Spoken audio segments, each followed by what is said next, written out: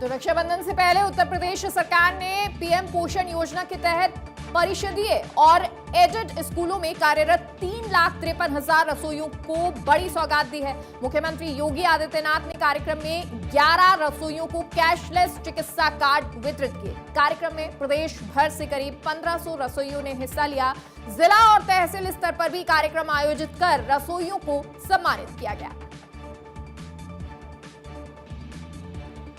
मुख्यमंत्री ने रसोइयों के लिए 4 महत्वपूर्ण योजनाओं की घोषणा की है। इनमें मानदेय बढ़ाने के साथ 2 लाख रुपए का दुर्घटना बीमा, 5 लाख रुपए तक कैशलेस इलाज और ड्रेस के लिए मिलने वाली धनराशि को दोगुना करना शामिल है। सीएम योगी ने कहा कि रसोइयों का मानदेय 2,000 रुपए से बढ़ाकर 3,000 रुपए किया गया है और इसके साथ ही रसोइयों के लिए सामाजिक सुरक्षा की व्यवस्था भी की जा रही है। एसबीआई में उनके खाते खुलवाए जाएंगे और मानदेय सीधे खाते में भेजा जाएगा। उन्होंने कहा कि दुर्घटना की स्थिति में रसोइयों को 2 लाख रुपए तक की आर्थिक सहायता मिलेगी। वहीं रसोइयों और उनके परिवार के लिए इम्पैनल्ड हॉस्पिटल्स में हर साल 5 लाख रुपए तक के कैशलेस इलाज की सुविधा उपलब्ध होगी। रसोइयों को ड्रेस खरीदने के लिए मिलने वाली राशि भी दोगुनी कर दी गई है। मुख्यमंत्री ने बताया कि साड़ी खरीदने के लिए पहले मिलने वाली 500 रुपए की राशि को बढ़ाकर 1,000 रुपए कर दिया गया है। सीएम ने कहा कि रसोइये स्कूलों में बच्चों के लिए भोजन तैयार कर उनके स्वास्थ्य और भविष्य में योगदान दे रहे हैं। सरकार ने अब उनके स्वास्थ्य की भी चिंता की है। पहले स्कूलों में लकड़ी पर खाना बनाया जाता था, लेकिन अब 100% रसोई गैस का इस्तेमाल हो रहा है।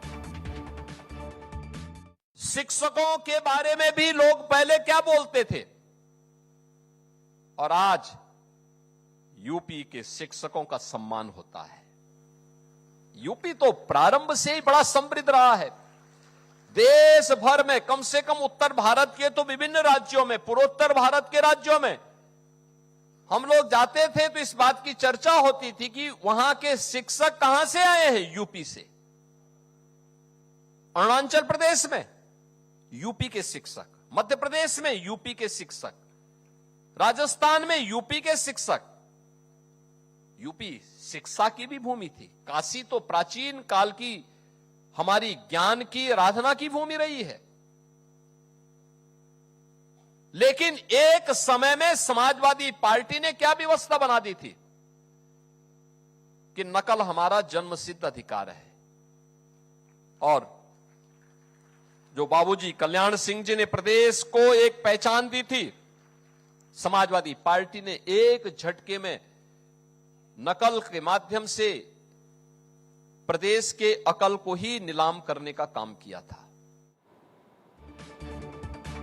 तो इस दौरान योगी आदित्यनाथ ने अपने संबोधन में सपा प्रमुख अखिलेश यादव पर भी निशाना साधा।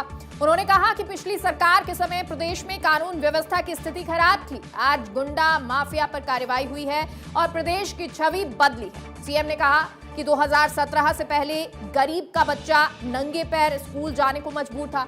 आज बच्चों को 2 ड्रेस, जूते, मोजे और स्वेटर उपलब्ध कराए जा रहे हैं। उन्होंने पिछली सरकार पर शिक्षा व्यवस्था में नकल को बढ़ावा देने का आरोप लगाते हुए कहा कि आज यूपी के स्कूल नकल से मुक्त और अकल से युक्त हैं। पीएम पोषण योजना के अंतर्गत है पहले जुड़ने की बात तो दूर,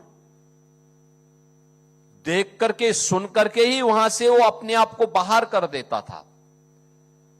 इस समाजवादी पार्टी ने प्रदेश के सामने पहचान का संकट खड़ा किया, बेटी के सामने सुरक्षा का संकट खड़ा किया, नौजवान के रोजगार से वंचित किया, छात्रों को शिक्षा से वंचित करने का पाप किया था।